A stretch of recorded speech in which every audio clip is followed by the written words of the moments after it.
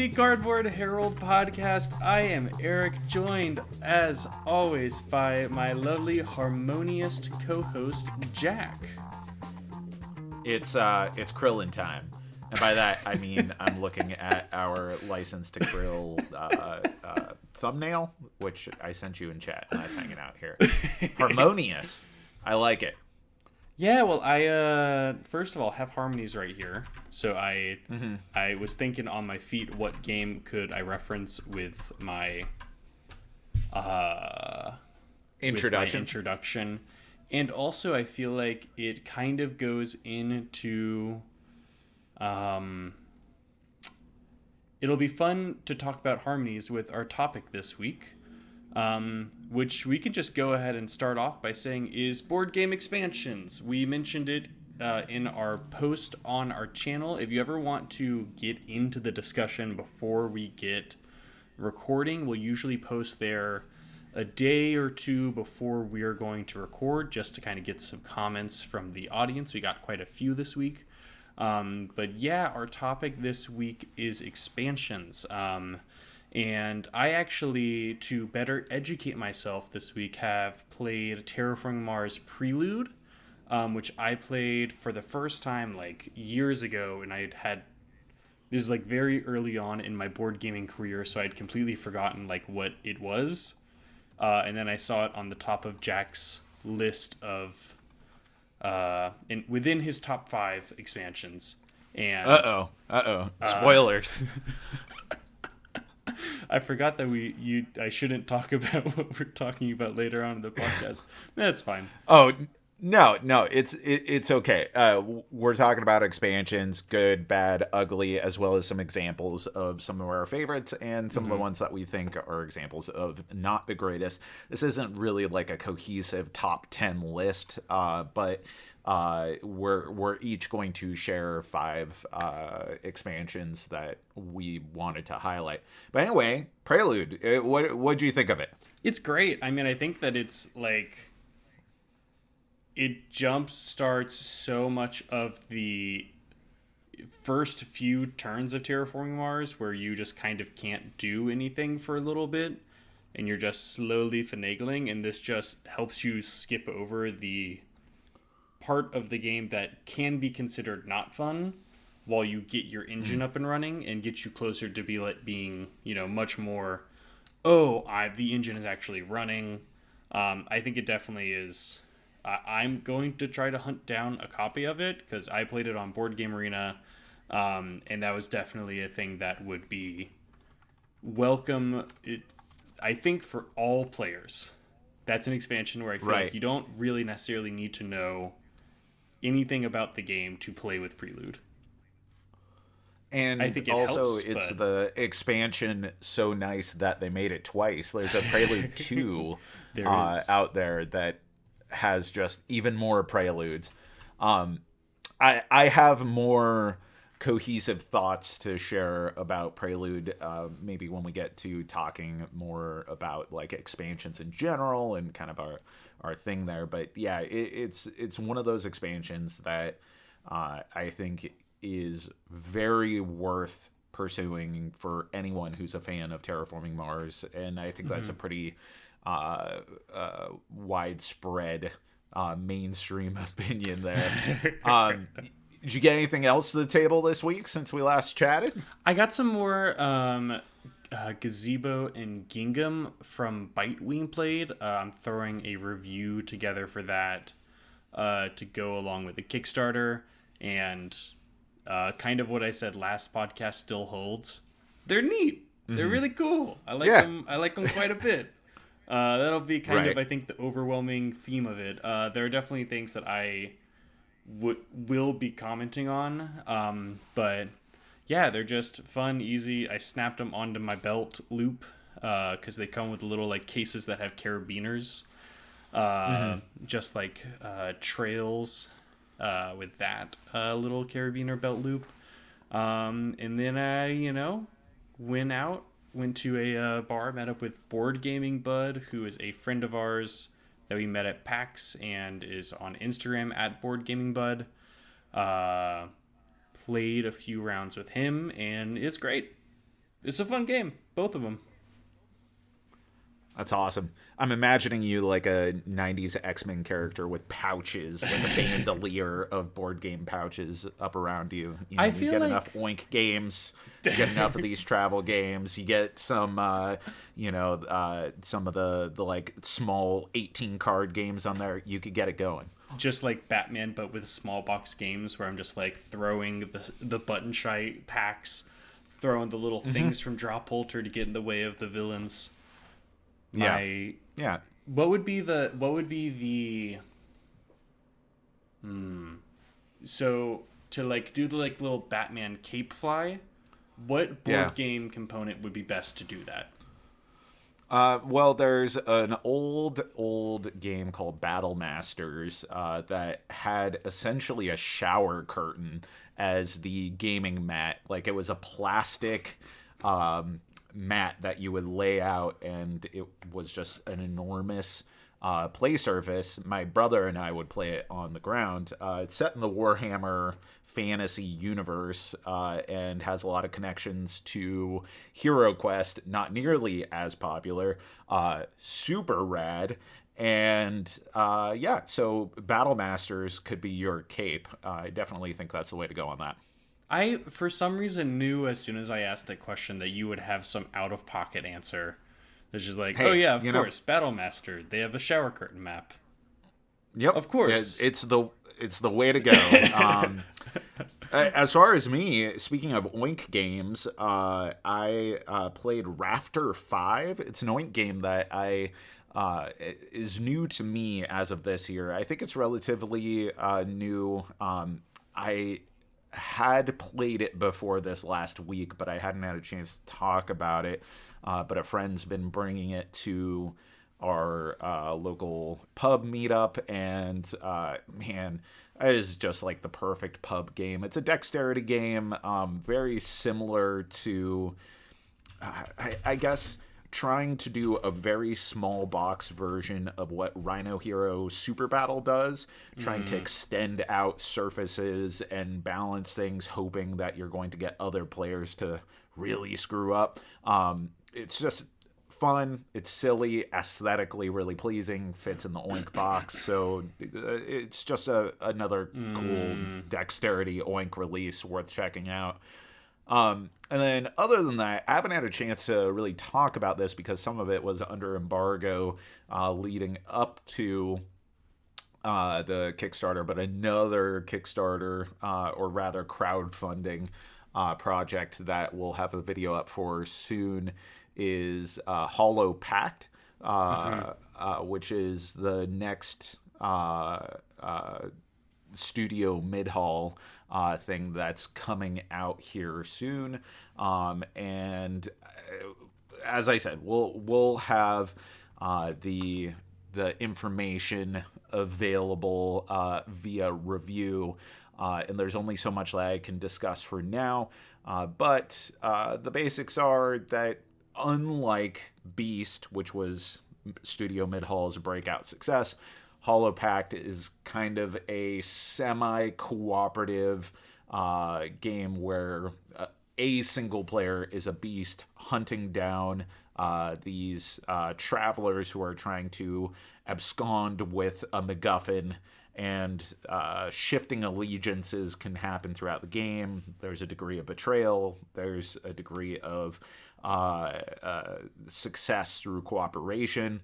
A lot of levers there. It's highly thematic, like super cinematic in the storytelling that it's giving, and like really cool moments that the game provides these levers for. And because of the Eastern European setting, some of the really stupendous look of the game, it really feels like Witcher meets Resident Evil 4, which is high praise for me.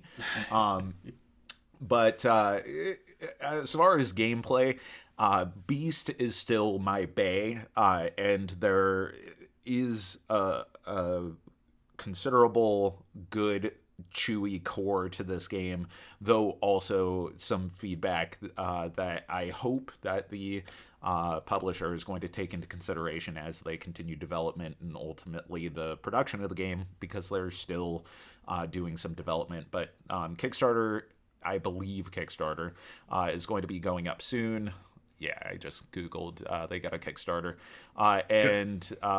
This is likely to have a 2026 release, pending all the shenanigans that are going out there, and of course funding and everything. But yeah, that's kind of what I've been playing. So I don't have much expansion talk in my playing. Yeah, I was about to say, you listed 2 games that one's not even out, the other is at the new expansion. We should have done this in reverse. It would have made a lot more sense. Hey, that's okay. I mean, that's talking about how I didn't set up a transition is kind of a transition, isn't it? It's kind of like there are things that we can improve on and maybe introduce new things to the podcast. There we go. Kind of like what a board game expansion would do. What a podcaster. Jazz hands. I'm doing jazz hands for the audio listeners because I just did a great job with that transition. So as mentioned, we're talking about board game expansions. I think especially with some things going on in the world right now, maybe instead of buying new games, trying to beef up your current games is going to be a thing that people will be looking towards. So I kind of wanted to put together a podcast for just that. And you have some notes here about kind of different expansion types. And I think it's kind of important to go through those and explain when you get an expansion, what kind of expansion is it, so that people can kind of make their choices of whether or not it's something that's up their alley. Right. And kind of see what type of expansion do they like. We got a comment about expansions on like one of the first podcasts we did together about whether or not we like expansions that give you new stuff or give you more stuff. And we had some thoughts on that. I believe at the time we both were in favor of both, depending on the game. Yeah. But if it's a game that we really like, more stuff is generally welcome. If it's a game that we kind of enjoy, getting some new stuff into the system might make it click better for us, was kind of our takeaway. But the things you have here, and I think it's a pretty good list, is more stuff. So a board game expansion that just gives you more content of the game that you already have. You have here a few new mechanics outside of keywords. Yeah, like a quintessential version of this to me is the Wingspan European expansion. It was the first expansion to come out for the game, and it was in a smaller box compared to subsequent expansions. It doesn't really introduce any new ways of playing the game.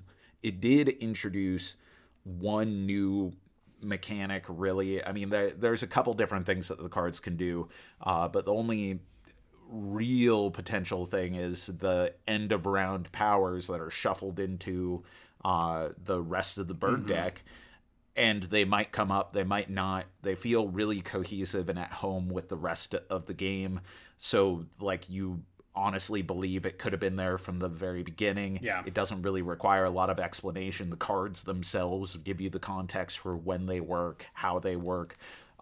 So it's not really a substantially different game. It's just giving you more content, more of what people already wanted from the game in the first place. Or presumably, if you liked Wingspan, that's just more of what it already is. Yeah, totally. And European expansion I think is great because a lot of what I had issues with in the first, with just base Wingspan is just the amount of times where you just set up the same engine, and even when you take out the Corvids, you still end up setting up very similar engines over and over, where the European expansion didn't really give you like a ton of new as you say, just not new mechanics, just more birds that just feel right at home, as if they'd been here the whole time.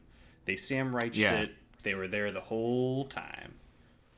Well, you gotta start playing for favorite birds instead of favorite points. Yeah. That's the way you gotta go.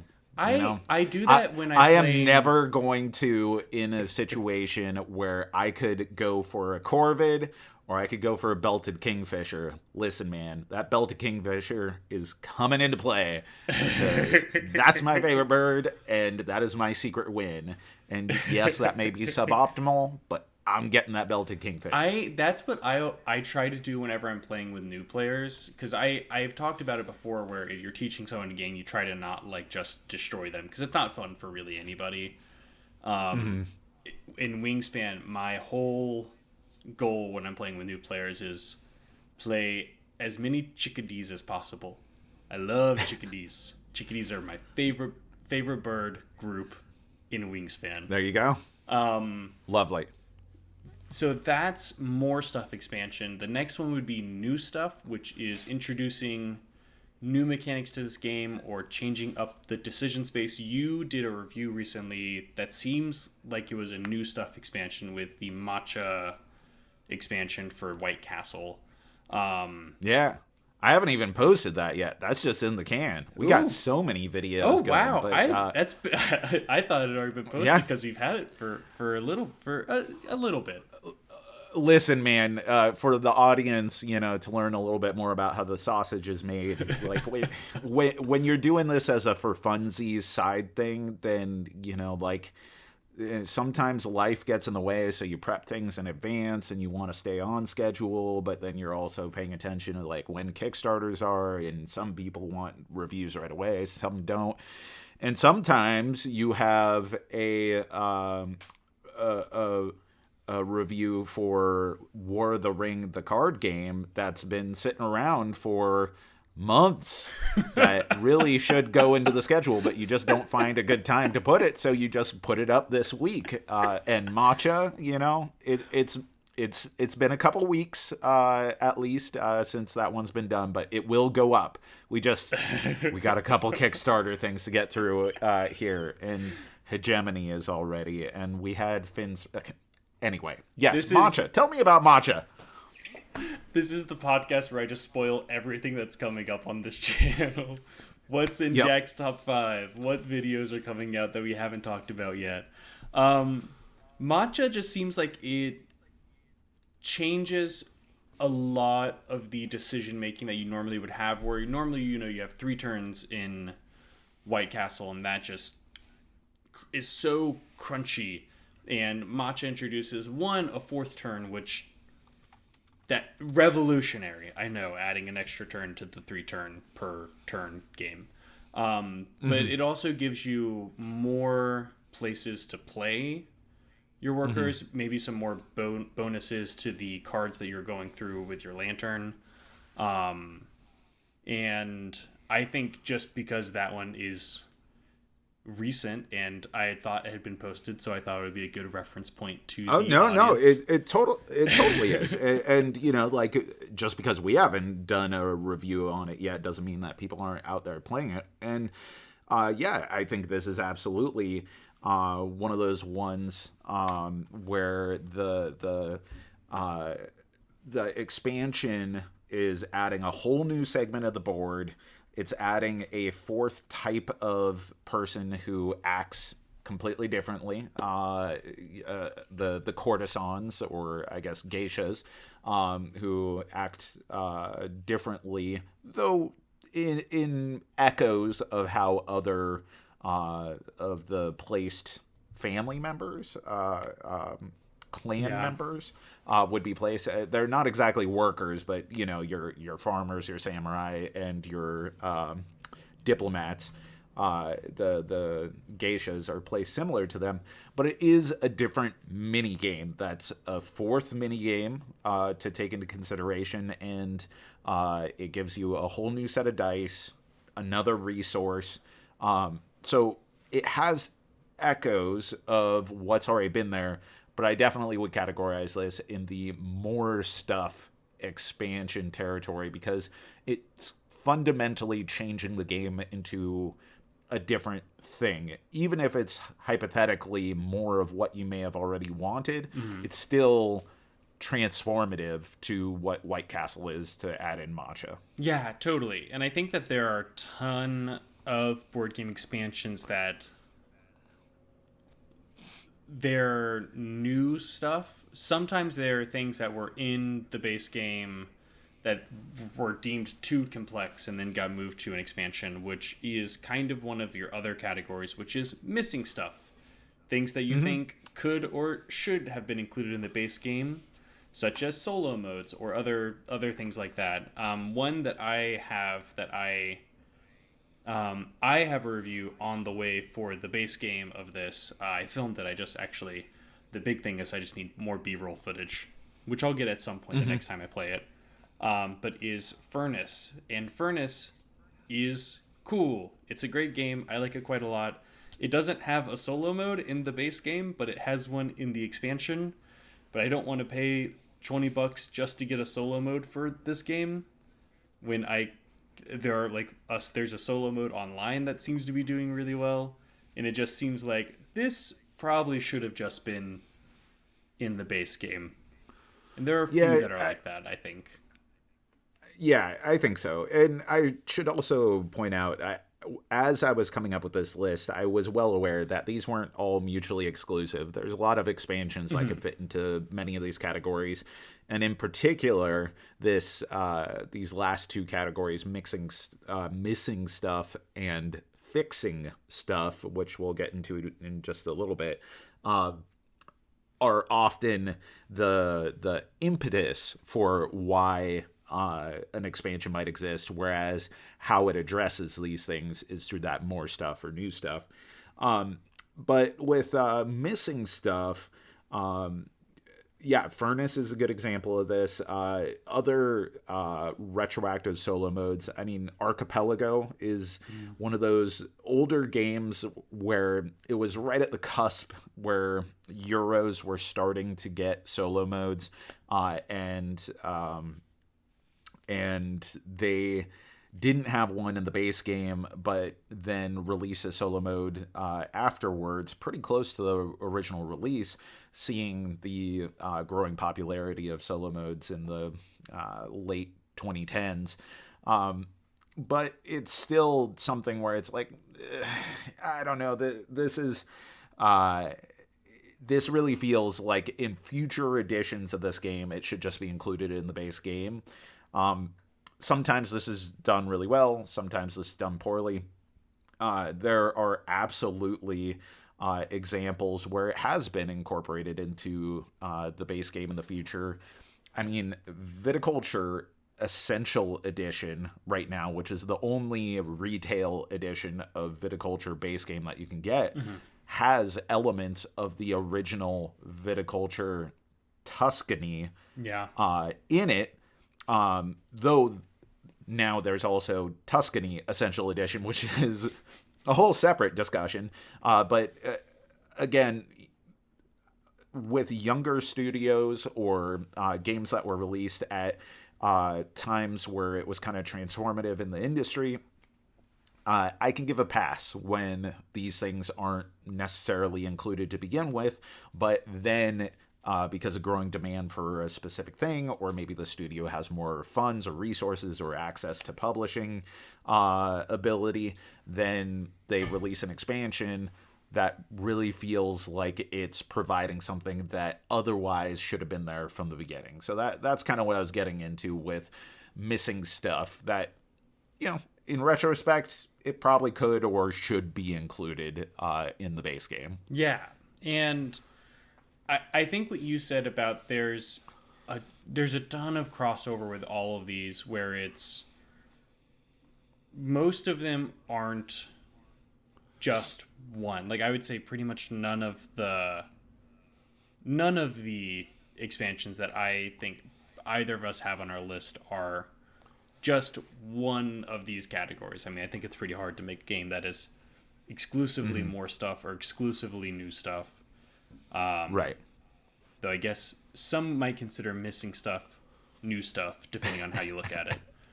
Right. But yeah, I think what might be fun is going through our top fives that we've thrown together, and maybe talking about why we think they are a good expansion. And maybe we have a couple of bad expansions listed here as well. Right. A little bit down further. And we're not in the business of dunking on things. I think I'm going to kind of like pepper these in. Yeah, totally. Because my original, like when we were talking about this, the title in mind, or just concept in mind, was like expansions, the good, the bad, the ugly. Part of that is because we're both film nerds, and like I was like, some Sergio Leone. Yeah, you know, let's get some references to classic cinema here. But also I thought better than just us saying what our favorite expansions are is to get into like why expansions might exist for us as consumers. Obviously, there are ways of monetizing and growing legs on games, so that way if you have a hit, you can continue to have monetary support for that game as it goes on. It's the same thing that happens in the video game industry now with games as platforms, as services. And that's just the reality of expansions now. Once upon a time, that wasn't the reality, but they do date back. You know, I was talking about Hero Quest in relation to Battle Masters earlier. That was maybe the first board game that I ever heard of where there were expansions, and they were highly sought after expansions, with only some of them released in the US. Some were released in Europe, which is a crazy decision on its own. I think that may have to do with the like Milton Bradley and Games Workshop crossover that Hero Quest kind of existed in. Yeah.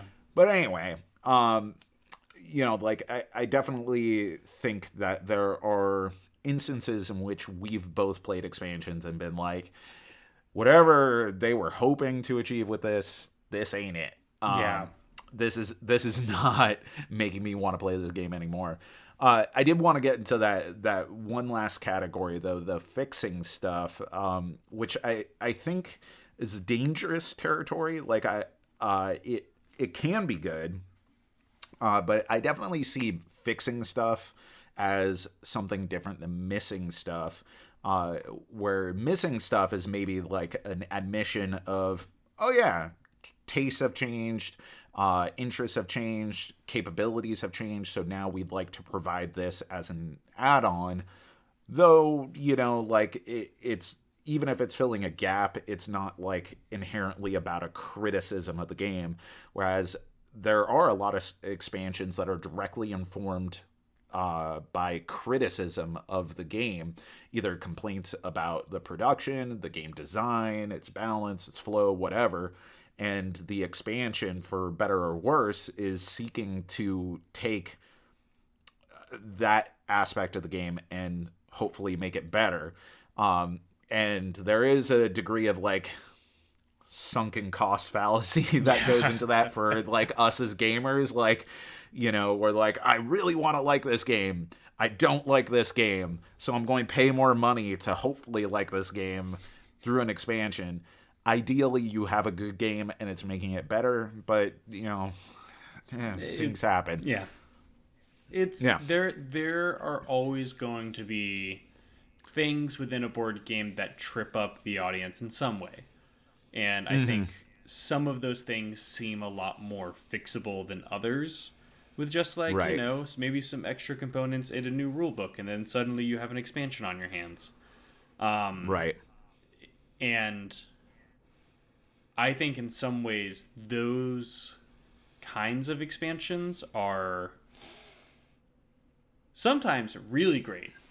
Like sometimes they do exactly what they're meant to do and help fix the game a bit. So one example that we've talked about on I think a previous podcast is the Marine World expansion for Ark Nova. That is a few of these different ones, but one of the things that I think it does really best is gives flow to the market that can just become stale halfway through the game. And that's definitely a complaint that I think they did a pretty good job of addressing with this expansion. Does it fix everything in the base game? Not particularly, but it does fix like that one major complaint that I think some people had with the base game.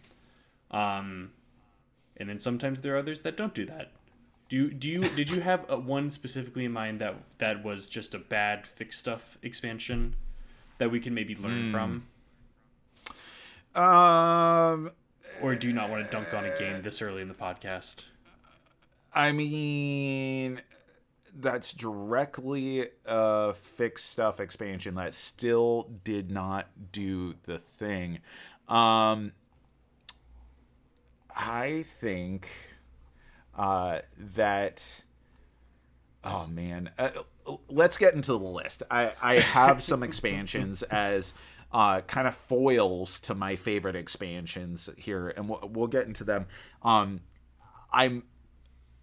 I think the obvious one that's coming to mind right now is one that I'm definitely going to talk about in context of another one of my top expansions. So why don't we kick off that discussion? So why don't you tell me about your fifth favorite expansion you have listed? My fifth favorite expansion. So I went back and forth on a few different ones for this, but it's Seven Wonders Duel, the Pantheon expansion. And the reason I feel like I just really...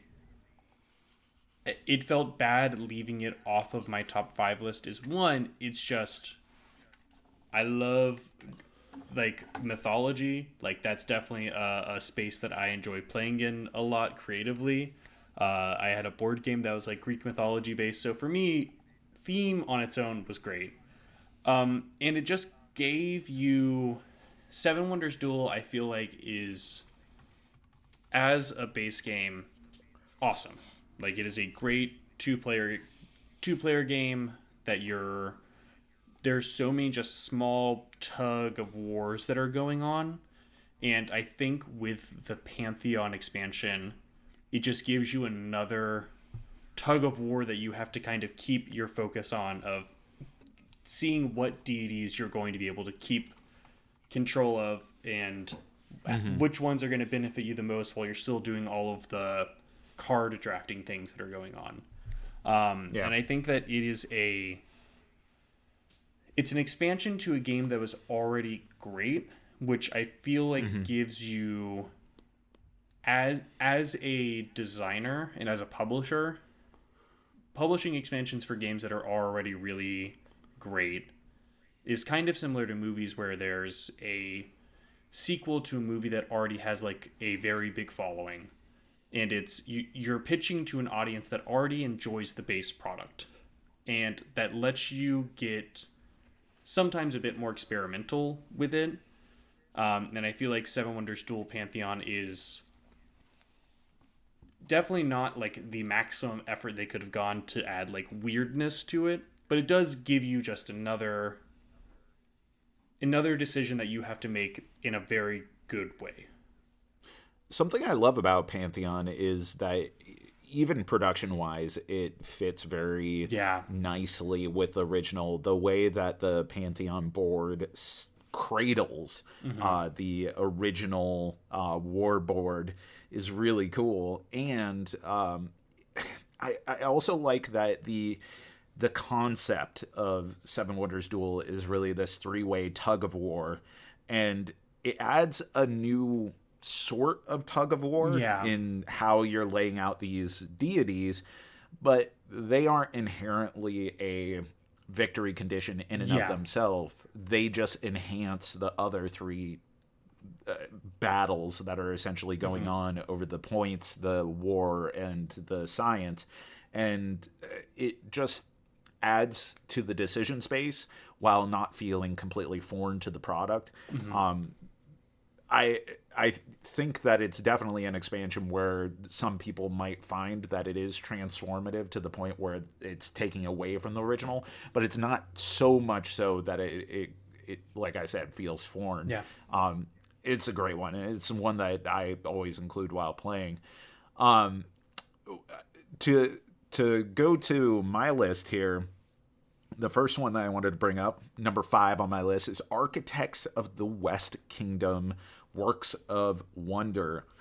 which is a great expansion that I really enjoy what it brings to the table. Already, I think it's one of the unsung Garphill games, Garphill,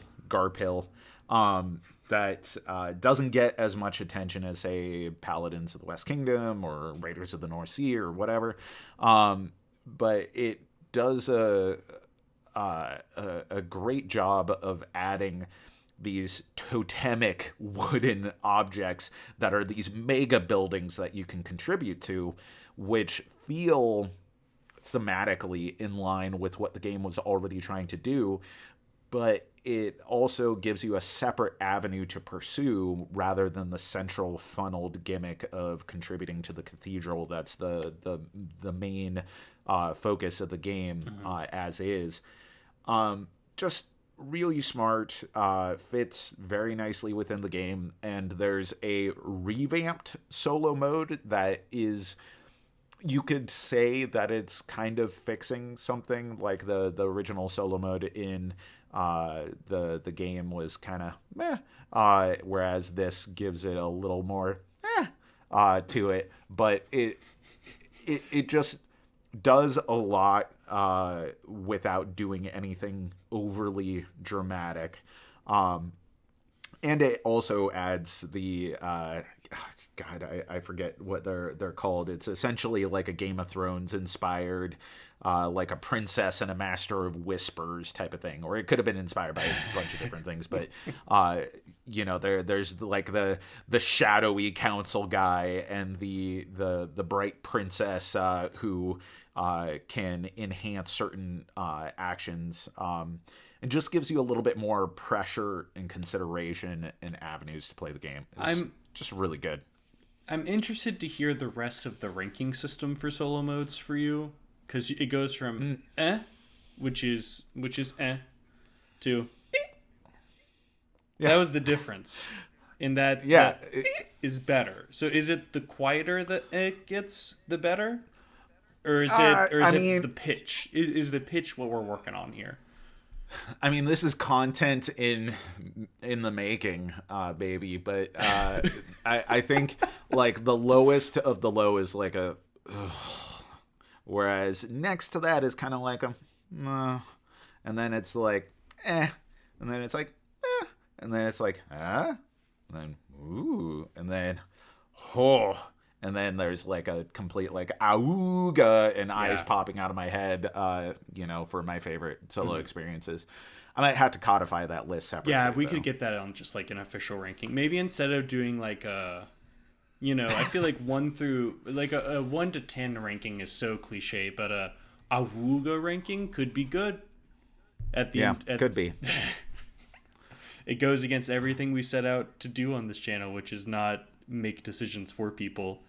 But if a game really is worthy of an awooga, then it's the Cardboard Awooga seal of approval. What's number 4 on your list, Eric? For me, and this is going to be super unique to everybody who's pitching a list today. But my number 4 is going to be Spirit Island Jagged Earth. I think the Spirit Island expansions, it's the best expansion to me, just in terms of it helps get the extra tokens introduced in Branch and Claw into a bigger box that has more spirits to play with, and also just such weirder spirits to play with. Yes. And I think that it's, again, they're working off of a base that is just so good in Spirit Island, and Jagged Earth is where they get to be really, really weird with it in a super fun way that is way more challenging. You're getting like more content in terms of like you're getting more adversaries to fight up against. You're getting different spirits that have just much higher complexity that gives you more to think about on your turn, which is what, in my mind, Spirit Island is all about, is just this puzzling together. What are the actions you can take and doing what you can with those. And tons of really cool powers in the minor and major power decks. You know, like it just fleshes everything out. And like you said, the new tokens and the event cards that Branch and Claw introduced. Yeah, and I think that it's... Spirit Island does have a number of expansions that you could choose from. I think Nature Incarnate is interesting with giving the older spirits like revamps and letting you play the spirits that you already know in new ways. But to play Nature Incarnate, you need a different expansion, which makes it seem not like... It seems hard to include that over the expansion that you need to play Nature Incarnate. Right. Now, Jagged Earth is also my number 4, as Eric was sarcastically hinting at. And, for all the reasons that he mentioned, it's an expansion where it is such an easy recommendation that if someone likes Spirit Island, it just gives you more of all that, while also giving you the access to those core new things, which we've talked about in other podcasts before for one reason or another. But the game was originally designed with those event cards and the land or territory tokens being part of the game, but for complexity reasons, they were removed from the game, and Branch and Claw was simultaneously released as like, hey, Spirit Island is already a lot, and then here's 2 new spirits that really heavily interact with this and the events and these tokens.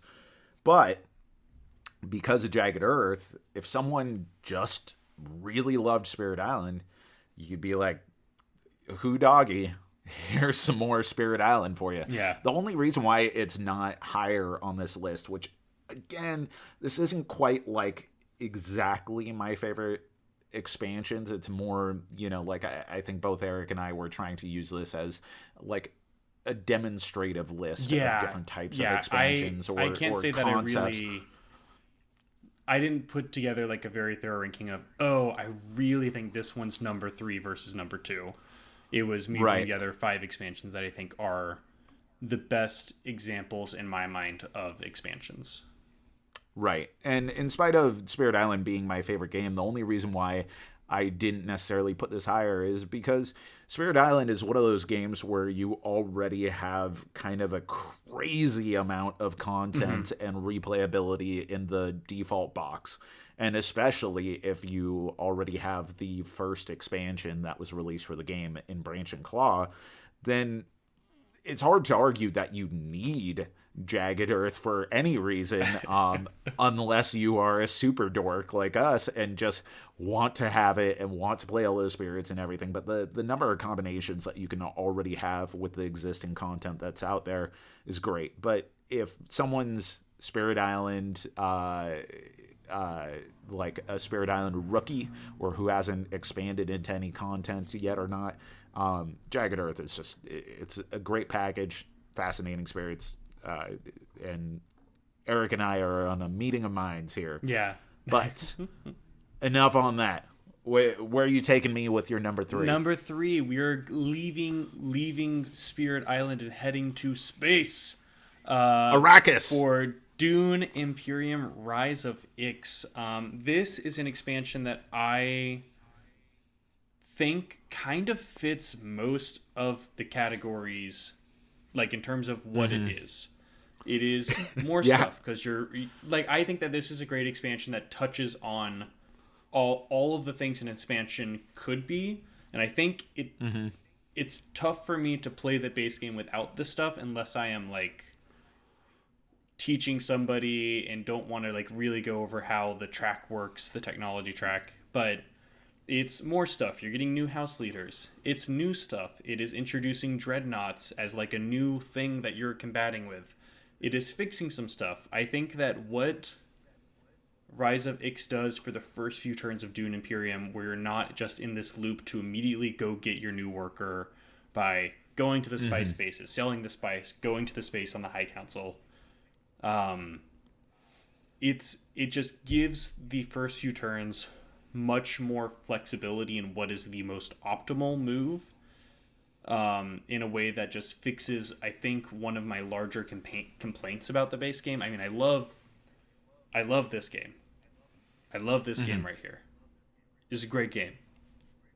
But Rise of X just gives it a ton of tweaks to the things that I think it needed. On top of all of the new things and the more stuff that it gives you. So Rise of X is just... I don't think that it's an expansion you absolutely have to have. But I think it's an expansion that was doing a lot of little things well enough that it is, in my mind, the best way to play the base game. Right. And interestingly, one of the things about Rise of X that I think warrants criticism, and I think it warrants criticism to the whole Dune Imperium project as a whole, is one of the criticisms of the game is that it has a tendency to develop a stale market for the cards. And I think everyone was blown away that Rise of X didn't attempt to solve that problem. And that's been a persistent thing, and I think that's just very much like a creative decision that the designer of the game, or whether Paul it's the publisher, talked about it, because he has the same thing with Clank, and he has said, I've read interviews from him, or it might have just been Reddit posts, I kind of forget which at this point, but he really enjoys that people have to make choices with what's available, and they can't just hope that the cards go away, which is why he didn't include it at all in Rise of X. He didn't include it in base Dune Imperium. He doesn't have it anywhere in Clank, and it took until like Dune Imperium, was it Bloodlines? Yeah, Bloodlines has a little bit that one token, the once family per game nukes token to just wipe the market, and that was his solution that he wanted. Yeah, and I totally respect the creative decision. You know, like I love when people disagree with me but have justifications for doing it. Doesn't mean that I don't disagree with them. So, and I firmly disagree here. Sure, you could work with what you have, but there are so many instances in Dune Imperium where I've seen people just go like, well, I guess buying stuff is meaningless because my deck is as good as it's going to get, and all the cards that are out there right now are just poop, and I don't want to get a card that's going to make my deck worse. I'd like cards to make it better, but we're just all going to collectively agree no one's engaging in the market anymore.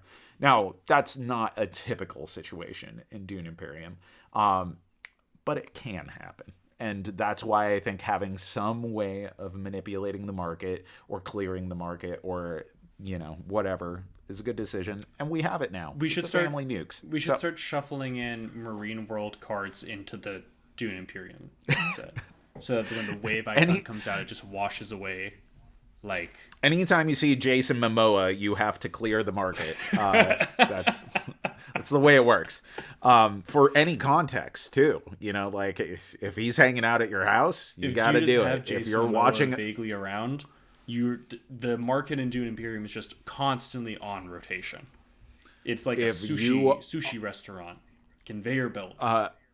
If you're on Ain't It Cool News and you're reading about Lobo rumors of him playing in the new DC universe, and you see a picture of Jason Momoa, then clear the market. You just got to do it.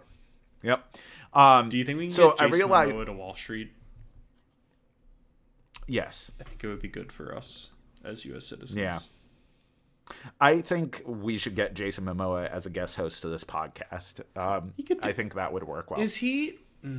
He's not one of the like nerdy celebrities, is he? Like, because like he's very into playing bass guitar on set, which I kind of love. You could probably you got guitars in the background. We could just do one-off episode that's just about bass guitars instead of board games.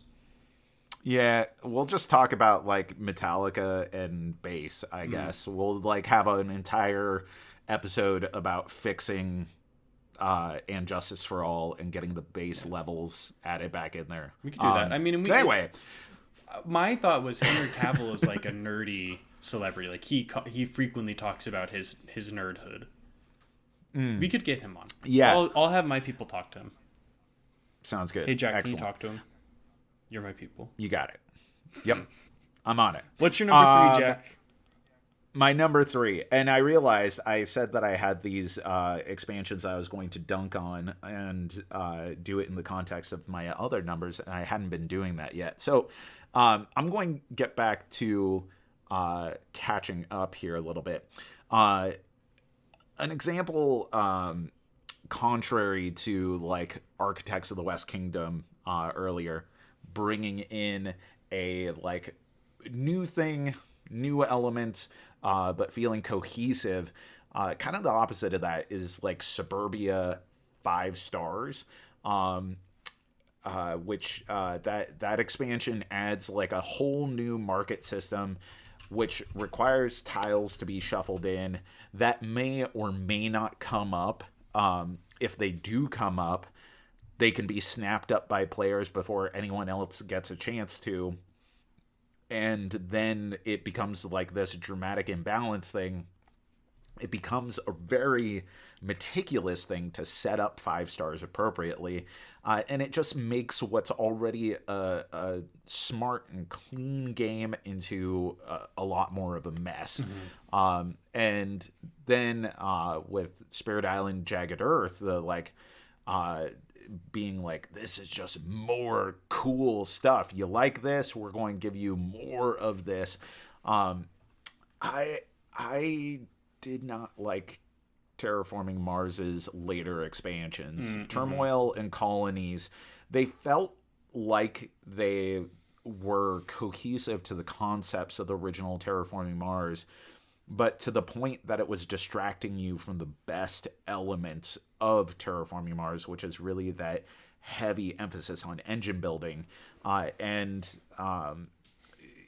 an expansion gives you some new avenues to play with, even if they are at home with the original, but they prohibit you out of necessity to like not fall behind or to not be penalized or whatever, to engage with these systems that take away from the core fun of a game. That's just bad expansion material. And that's how I felt about those later Terraforming Mars games or expansions.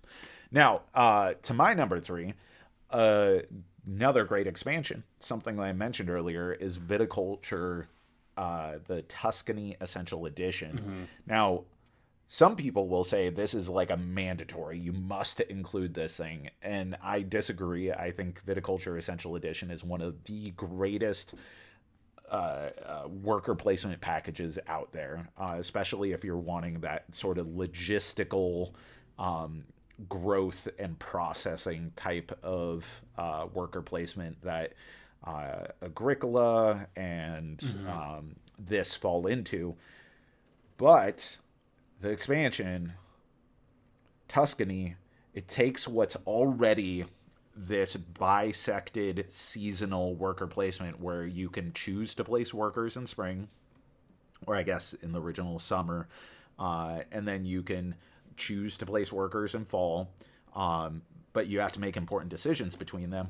And then it goes, hey, you like those seasons? Let's have 4 seasons. And now you got to make tight choices about each and every one of these.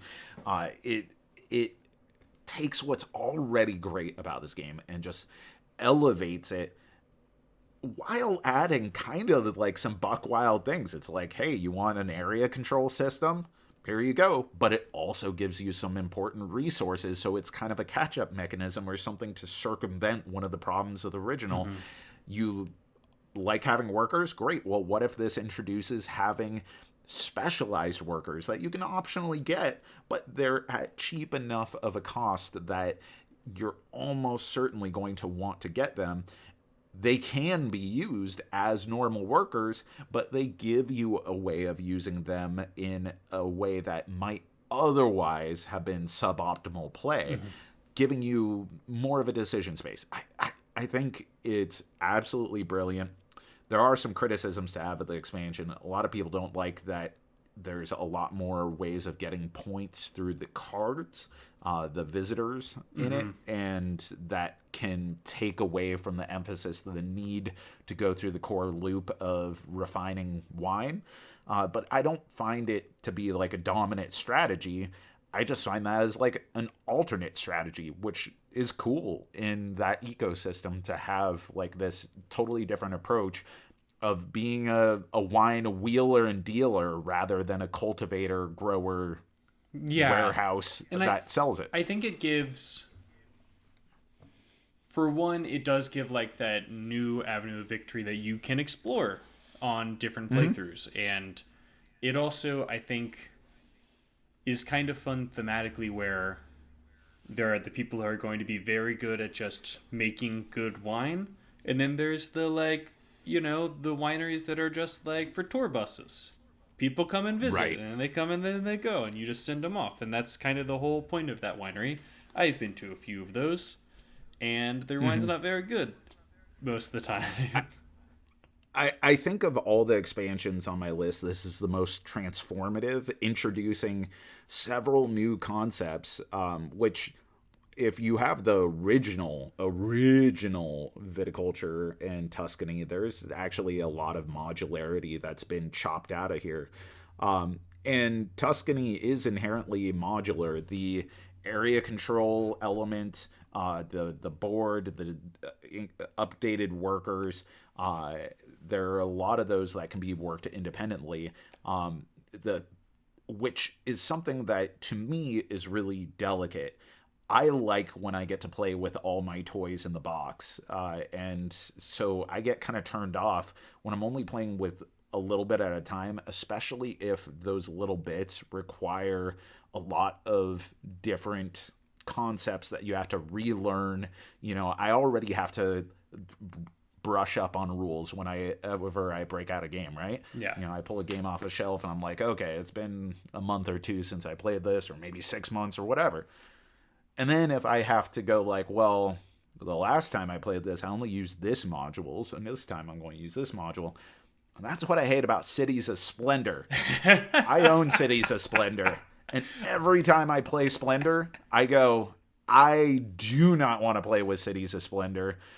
All this stuff is just extra content that does not make Splendor any better. It just makes me more frustrated anytime I look at it. Some of the modules are okay, but all of them have their interesting little quirks that just make the game wider without making it any deeper. There's already the kind of weird, uncomfortable aspect of one of the modules is called the Orient expansion, which there's a lot of unpleasant connotations with using the term Orient in the context of colonialism and Orientalism, and just kind of like homogenizing an entire section of the world where there's many diverse populations, and just kind of lumping it all into one. And so like that alone is like, ugh. But that was like 2017. Like that's well past when you should know that you should probably not call it the Orient. That's well past. Right. That's like the My City, which had the tag on the front of the box that was like manifest your destiny, and it's like, ooh, that's weird that this came out in like 2019 or whatever. Yeah, so Splendor, Cities of Splendor is an example among many examples of games where the publishers are like, hey, people want variety, so we're going to give them a bunch of modularity in an expansion for new ways to play the game.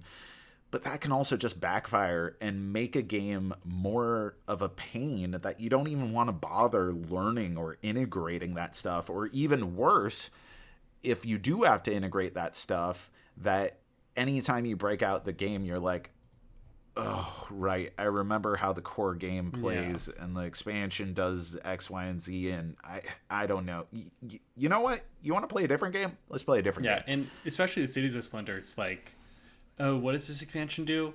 Oh, that's right, there's 4 of them. What does this specific expansion within the expansion do? Right. And I also agree with it just is so much of, why not have designed it so I can use all of these fun things at once instead of having it be, and they're also all none of them on their own are good enough to compete with just Splendor. Mm-hmm. Yeah. With my advice is, if you want more Splendor and you want it different, then get Splendor Duel, which, in my opinion, Splendor is a good game. Splendor Duel is an incredible game. Yeah. But, we could split hairs on that. But there is almost never a situation in which I am playing Splendor itself, and I think, what would make this better? Playing with one of the Cities of Splendor modules that I have. That's a tough opinion, Jack.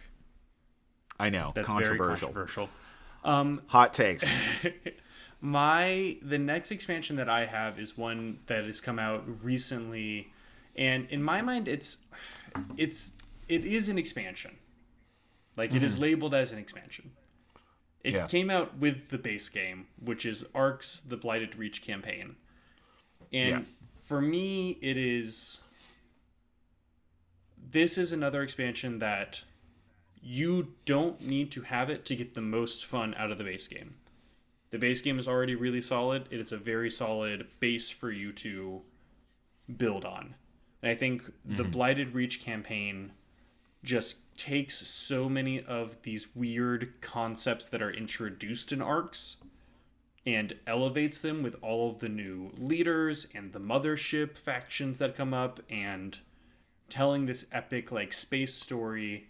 It gives it the room to be the epicness that Arcs is. Arcs already feels like this epic space journey. And with the Blighted Reach campaign, I feel like it gives it more of the room to breathe with, you're going to have more rounds total. You're going to have more periods where you're just going to stop, reset, recollaborate everything that's going on right now. Maybe get rid of your faction entirely. That's the fall of an empire. And a new empire comes out. And then suddenly you become a space gerbil trying to throw everybody into a wormhole. And you can sneak out a win that way.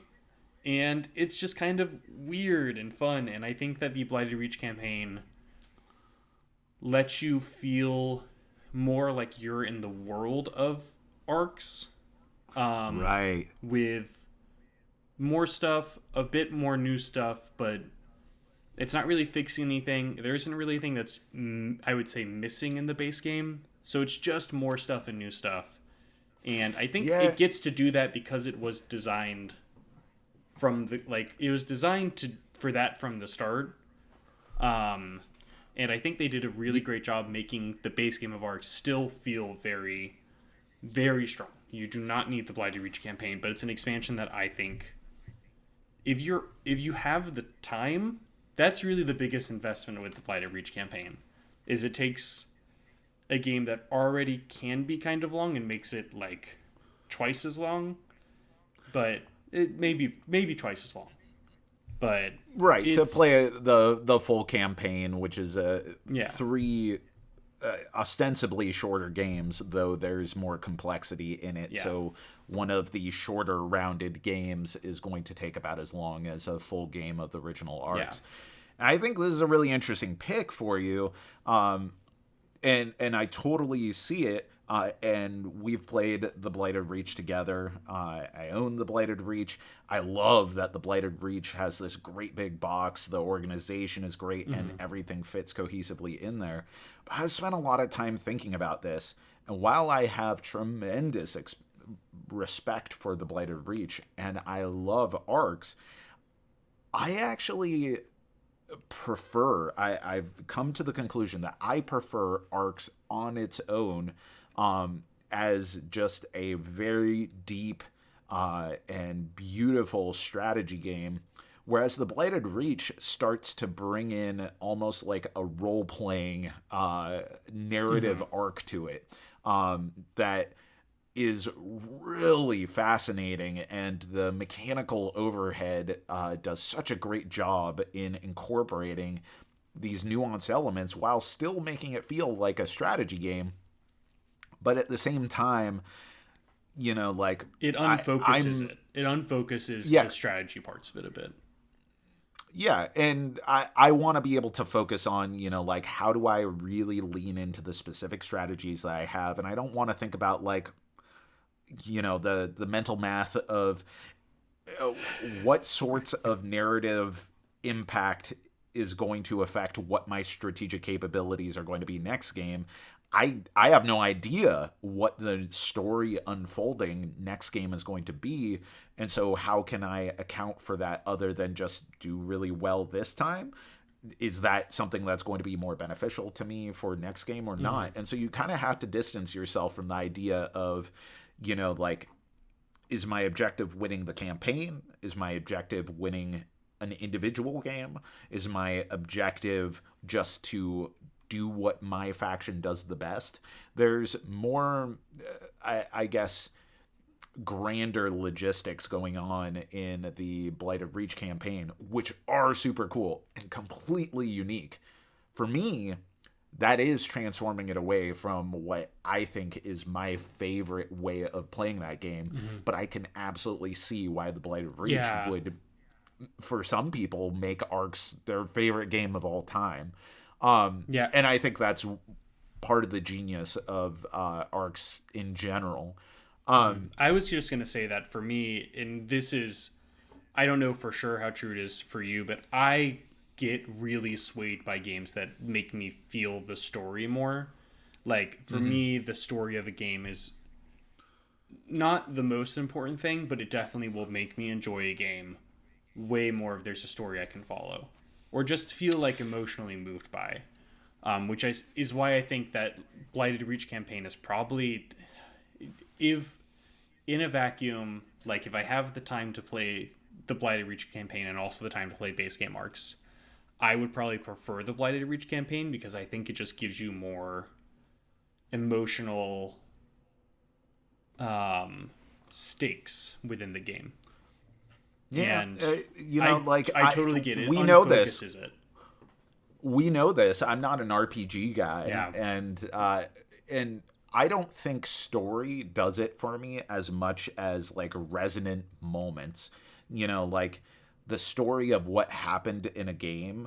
Like I can still remember the moments in playing Battlestar Galactica where I absolutely convinced every single other person that our friend John was a Cylon and convinced everyone to airlock him. And it was one of the most tense games of Battlestar Galactica that I'd ever played. And I'm not normally like a good liar. And somehow I was able to tap into the fact that I'm not a good liar to lie successfully and paint this on John and just absolutely tank the game for everyone else. And it was glorious. But that's more about the moments of actually playing the game rather than the narrative stakes for me. And you could argue how much of that is actually, prompted by the narrative of the game that it's providing. Which I definitely need some sort of theme. I do need some sort of backdrop. I think it's just a spectrum that everyone's on. Mm-hmm. But, again, I'm absolutely enamored with the Blighted Reach. But I think it's interesting for a discussion that there's also different reasons why some people may choose to go to different expansions or want one versus the other. Mm-hmm. For my number 2, I wanted to talk about one of those games where solo was included, and also one of the more creative ways that sometimes expansions come up, which is Undaunted Reinforcements. Now, Undaunted is a fabulous system that I've talked so much about on this channel in one way or another, and typically war games like this don't have a lot of solo modes, and historically, a lot of war gamers or people who like simulation games are perfectly satisfied with playing both sides. You know, like, oh, I'll just play against myself. That's fine. I'm getting the simulation out of it.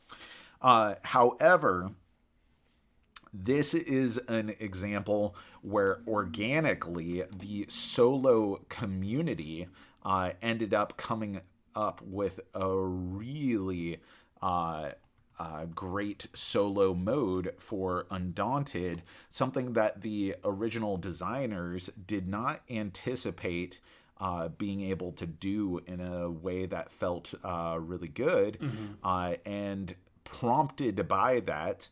And it was David Turczi, famed designer David Turczi, along with David Digby, that were just doing this as like a fun project. They really liked Undaunted, and they were like, we want to be able to play this.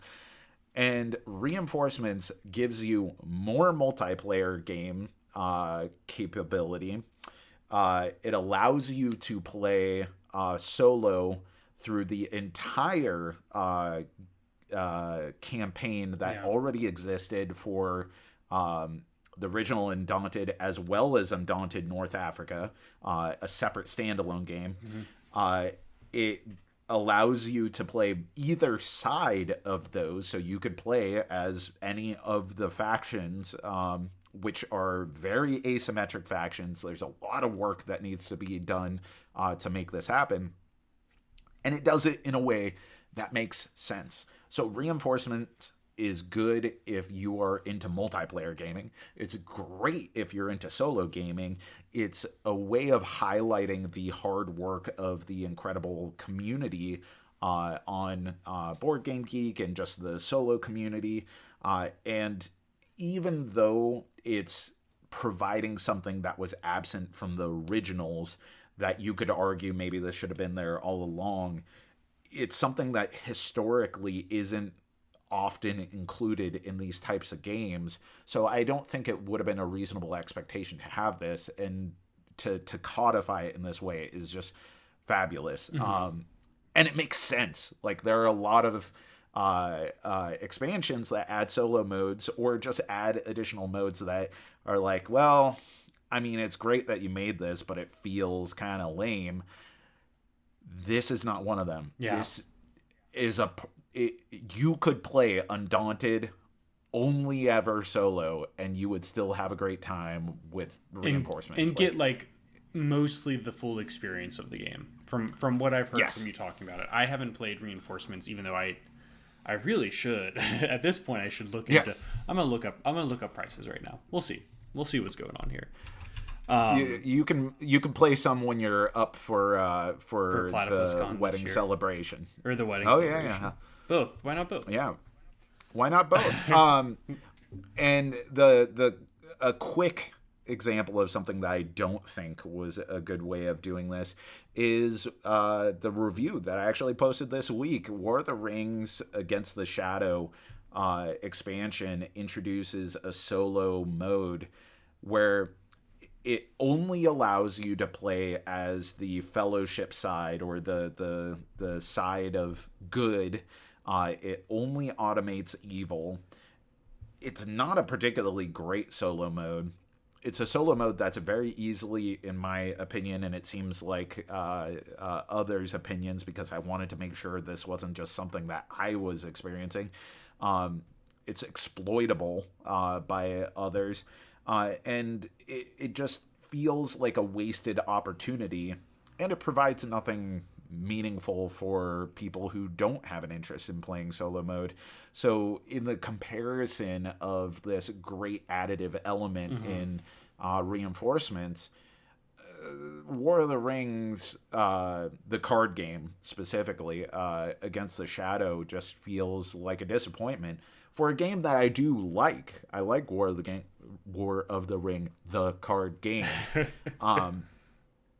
And I think this was actually an opportunity to provide a fixing stuff expansion, because the card game is reliant really on 4 factions being present, so a 4-player game, and there's a conciliatory mode that you can play of just 1v1 where you combine some decks together. That's good and probably the way that I'm going to play it the most, but there was an opportunity to maybe add in some elements that allow you to play as any of those individual 4 factions that I think would have been just a better opportunity of addressing some of the things that could have taken a pretty good game and making it even better. Yeah, totally. And I feel like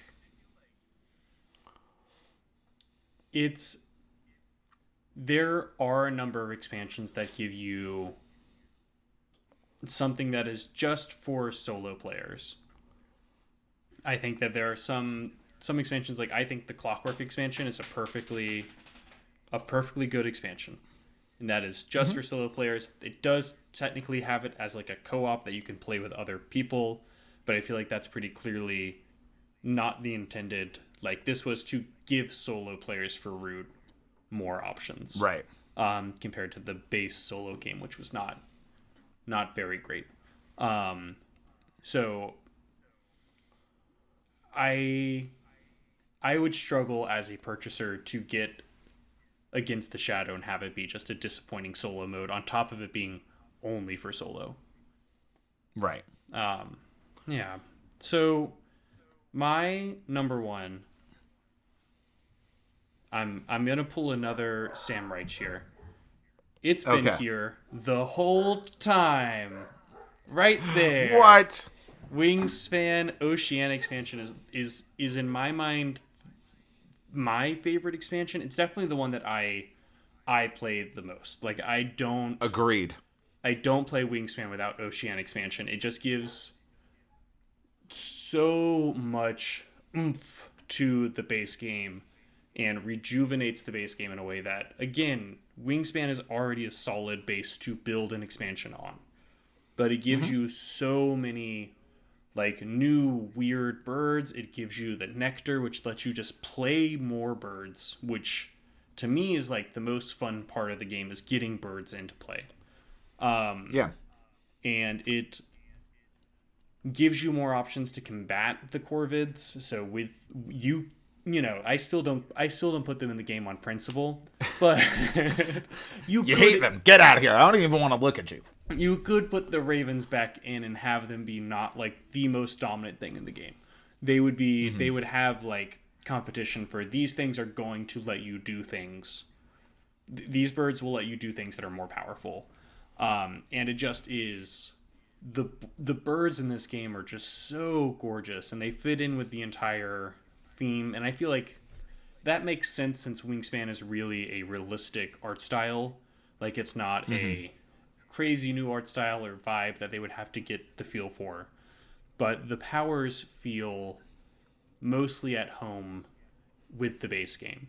There's a couple things that are maybe like one step removed with the nectar and with at the end of round goals, but there are already end of round goals, so end of round powers don't feel that out of place.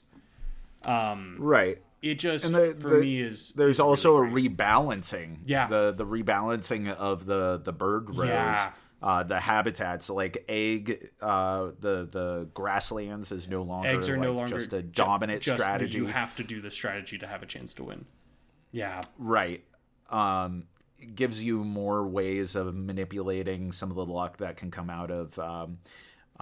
needing to draw more cards, or I guess exchange of resources. It makes eggs less powerful. It gives you more to do with either food or cards as discards. It gives kill powers a lot more. Like, I can confirm that there is a bird that is within this wingspan in the bird tray, and that's where I'm choosing from. Right. And there's a degree of risk, or, kind of like a push your luck element. Usually if you play well, you're not going to waste a lot of nectar, but I like the idea that the nectar goes away at the end of the round, so you can't hoard it. If you get it, it has to be with some degree of forethought on how you're going to spend it, because losing that, especially with the action economy in the game, is really detrimental. So yeah, Oceania is also my favorite of the Wingspan expansions, and something that I love. In fact, I think we're playing Wingspan tonight. Fun. Completely. We have a tradition of, like, our Easter tradition is we play Wingspan with the, like, chocolate eggs. And so anytime you consume an egg, you get to consume the chocolate egg. And we haven't done that yet, and it's almost Easter. So it's like, oh my God, we got to get to this. So we're probably going to be sick to our stomachs on chocolate eggs tonight. Do you have the chocolate eggs on hand? Yes. Okay, purchase them. Got a big Costco bag. I was expecting to be able to do this with Wingspan and Wormspan, and I guess Finspan kind of would require like some little jelly eggs or something, but you could probably get jelly beans. You could eat chocolate eggs for that too. You could also eat chocolate eggs if you wanted. Jelly beans feel more appropriate. You could do like, or maybe not eat candy. Maybe it's okay to just play with the board game components. No. I think you get those jelly beans that have weird flavors mixed in, and so it's like there's like another risk that you're taking when you choose to consume those things, as opposed to just losing that resource. Could be right. Fun. Well, to not end my list on a dunk, I'm going to start with the dunk, and then I'm going to go to the contrary success. So I dislike when an expansion fails to recognize what is the best part of the game.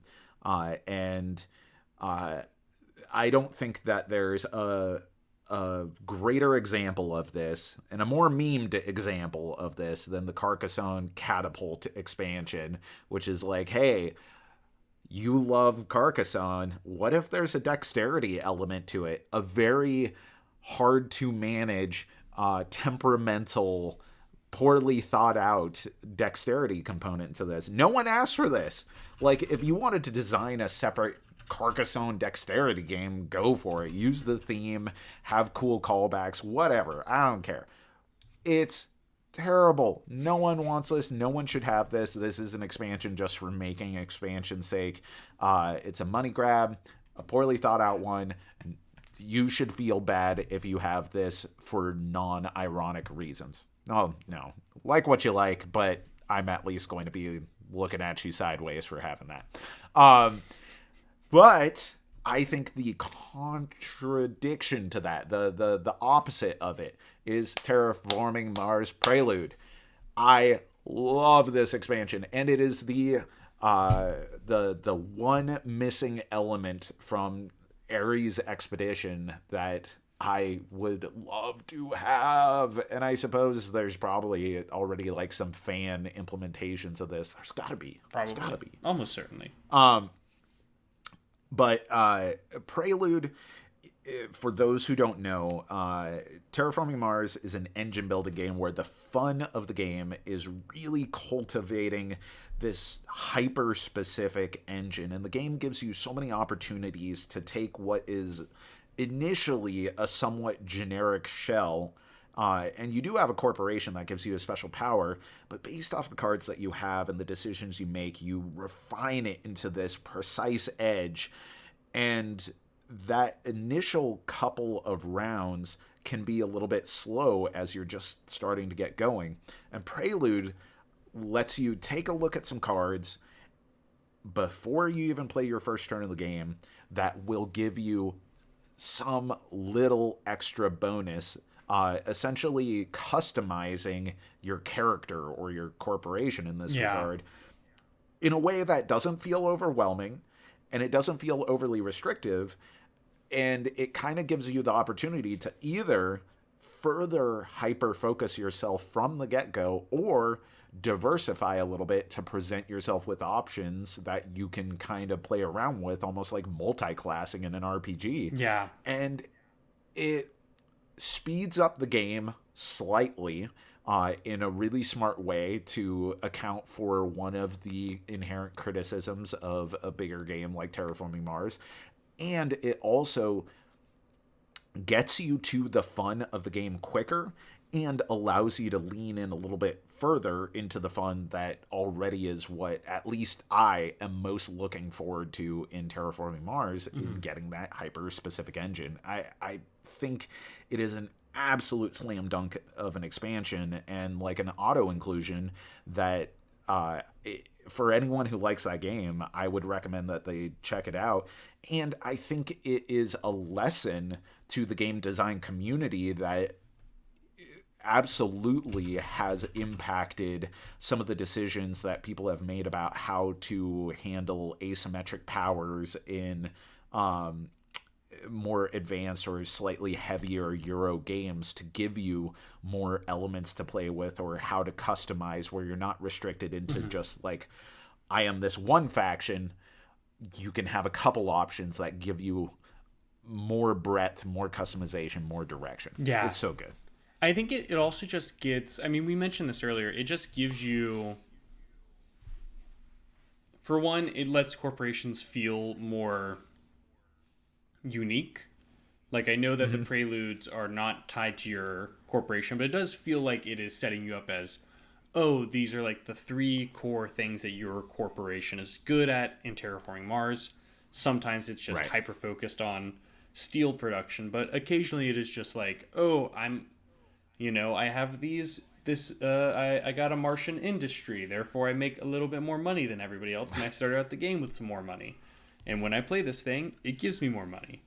I think that it just does a really great job at, as you said, honing in on what makes the game great, which is this taking stock of what's your status in the game right now, and being able to give you more options to be flexible, and also gets you past that first little bump that just takes a while before you're able to do anything at the start of a game. And you see like 3 generations worth of cards that you draw that you're like, well, this would be really nice. I have 3 cards in my hand that I want to play at some point. I don't eventually, but I don't have the money to play those. And if I take these, I'm delaying being able to take those for a while, just because you don't have anything that's happening yet. And I think it does a good job of helping speed up the process to get you to the point where Terraforming Mars is, you have an engine that's running, and it's still very fun. And one of the key pieces of artwork in the game is a photo of Stephen Bonacore, the founder of Stronghold Games, with a big fat cigar in his mouth, looking like a bigwig, which is pretty great for the podfather himself. So taking all of these, I kind of want to pitch something to you for a game that we both like, that I feel very confident is going to get an expansion. Right. What do you think the ideal expansion would be for Harmonies? Just as a very kind of blank slate, I think Harmonies has a lot of different directions you could go with. I think it is a good choice to just do like your taste in expansions and my taste in expansions. Yeah, that's interesting. And it feels really good already. Yeah. I think an easy thing to do, which wouldn't necessarily be my favorite, would be different boards, because right now you have the front and back that are slightly different shapes. But I think I would find more interesting if there was some potential like wild habitat that could be included, that maybe it doesn't score anything for landscape purposes, but it could be treated as any other singular level habitat for animal placement purposes. Or I think if there was some other pillar of the game that you could further interact with that wasn't just your board and the animals that you have there, some other contention that gave you just enough of a nudge of, well, I know what my dominant strategies are, but now I also have to pay attention to this other thing. I don't know. I'd have to spend some more time thinking about it. What do you have in mind? I think that we could do, I mean, I think pretty obviously any Harmonies expansion would have more animals. The artwork is cute. I would love to see more animals. Give me a jaguar. Mm-hmm. Give me a jaguar. Yes. I would like a jaguar, please. How about a pangolin? Let's get into it. Yeah, let's get a pangolin. Yeah. I think that there's a number of animals that would be very welcome in Harmonies and fit within the vibe. I agree with... I was thinking of another tile type that just scores differently. I don't quite know what it would be. My thought actually was like ice. Like give us some tundra animals with like a tundra expansion and then have ice score based on some other mechanic. And I think that that would be like another more Harmonies. More stuff. Right. Maybe not necessarily too much new stuff, because I feel like a lot of what's great about Harmonies is the simplicity.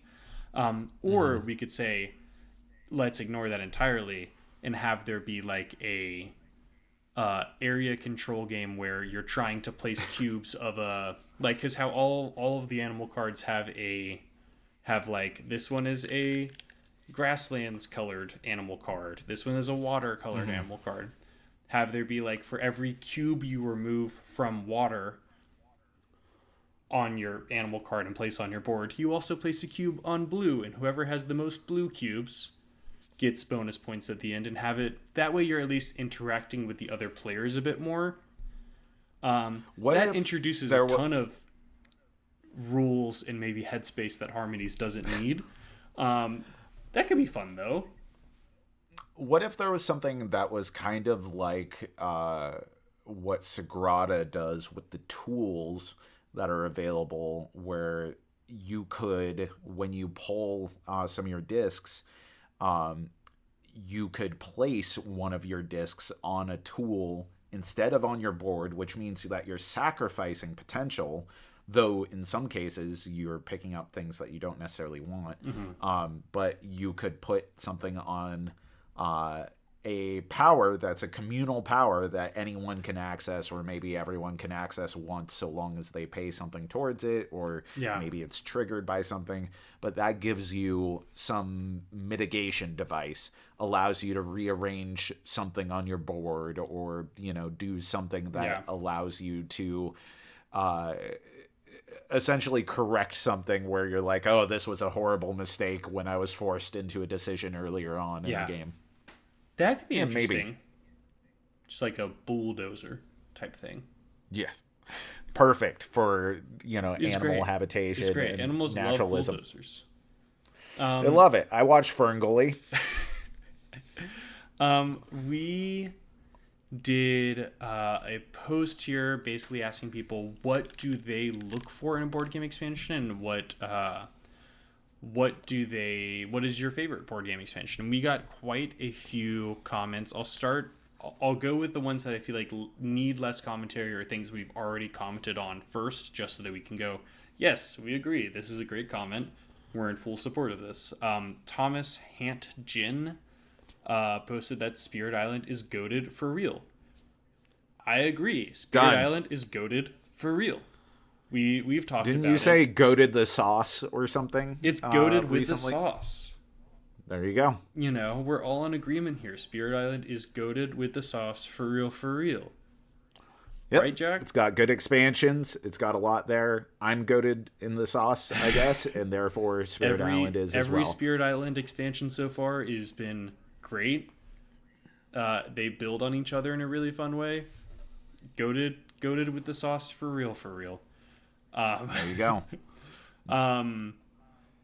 The next one comes from Blue Sec Pearl, a frequent commenter on our post, who says, what I look for is if something fixes the game, i.e. Chia, Embers of a Forsaken Star, or adds more of the same, for example, Spirit Island Jagged Earth.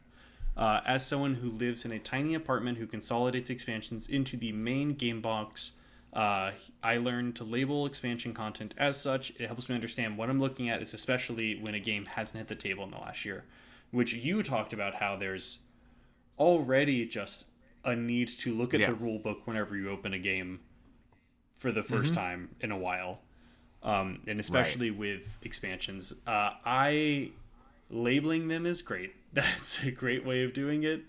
I've definitely had times when I've had a game that has an expansion that I maybe forgot is an expansion, and I'm just like, what the heck do I do with these blue pieces in the rule book?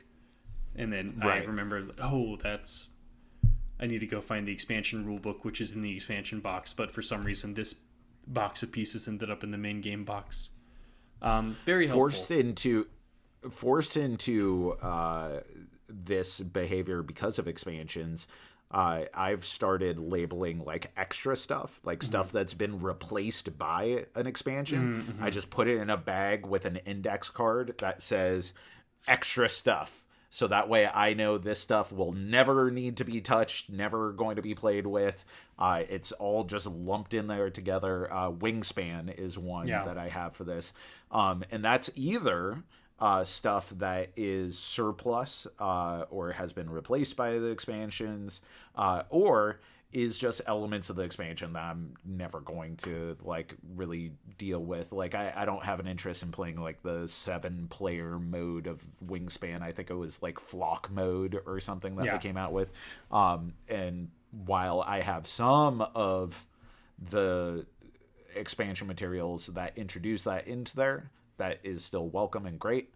I was just like, this can go in the bag of I'm never going to need to interact with this unless it's some fringe case scenario. Yeah, and it's like unless you're going to get rid of the expansion that you always play with, goodbye those pieces. R.I.P. And shout out to Zia. I think that's a bad game that is made into a pretty good game with the expansion. So all on board with that. So, like if someone is really interested in that game, that expansion is kind of a must include to make it the game that it wanted to be in the first place. Yeah, totally. Our next comment comes from D. Larson 27, who says, first, I want the expansion to retain the core of what I love about the game, not turn the game into something that it wasn't before, which we've both touched on as being that's important. Totes. We agree. Either by adding significant complexity or by warping the decision space around the added mechanics/components. Second, I want the expansion to add new ways to interact with the system, or simply more variety of options, new cards, new board, etc. I didn't phrase it quite that way, but I think the second point is a great way of describing why I like the Oceania expansion so much, is that it gives you so many ways to interact with the systems that are already in play. Without changing them too much. D. Larson also put some of his favorite expansions. I assume his. I actually haven't looked. I should say some of their favorite expansions, which are Enos, Seasons of Enos, Spirit Island Branching Claw, which we both, I feel like, kind of got through Jagged Earth. I mean, we're missing 2 spirits, but in general, those are, we're in agreement on why that's a great expansion. If Jagged Earth didn't exist, then we'd be talking about Branching Claw. Yep, exactly. Quest for El Dorado, Heroes and Hexes, Lost Ruins of Arnak, Expedition Leaders, War of the Ring, Lords of Middle-earth, and Baseball Highlights 2045. Most of them. And that is a game that I've talked about before that I need to play at some point because it seems like a game that would be up my alley, and there are a ton of expansions. And I just haven't gotten around to it. So it's good to know that if I get Baseball Highlights 2045, there will be a ton of spaces, decision spaces, opened up to me by the expansion. So thank you for that suggestion, D. Larson. I'm trying to think of the War of the Ring expansion, Warriors of Middle-earth. I think it's the one that includes the Dead Men of Dunharrow, in which case, Lords all of about Middle-earth. Or not Lords of Waterdeep, but... Oh, okay. So, War of the Ring, there's a Warriors of Middle-earth and there's a Lords of Middle-earth. So that one, I think, like, introduces Galadriel and some other elements. I think it's been a long time since I played some War of the Ring. I remember liking both expansions, but I particularly love the Dead Men of Dunharrow as just, like, a thematic thing. And whatever. This podcast is too long. What's the next one? New mechanics, this is from Wayfarer Visual. New mechanics that express more of the core game theme with an expanded worldview, new characters to play and explore, a cool new place to add to the table look of the entire game. Base game cohesion and base game cohesion elements in general, not just sticking on bells and whistles. They say Arcs did this perfectly. Huge world building on the base game framework. And they also say that Dune Imperium did things well too. We agree, Wayfarer Visual. Especially You're vindicated. Me. I think I have been vindicated by Wayfarer Visual, and you should feel ashamed for disrespecting our commenters like that, Jack, even though you didn't know they said that and you really actually weren't that disrespectful. You should feel ashamed. Wayfarer Visual, I came for you. This was all preempted. Playing 4D chess here. They here. got 2 thumbs up on their comment. So okay.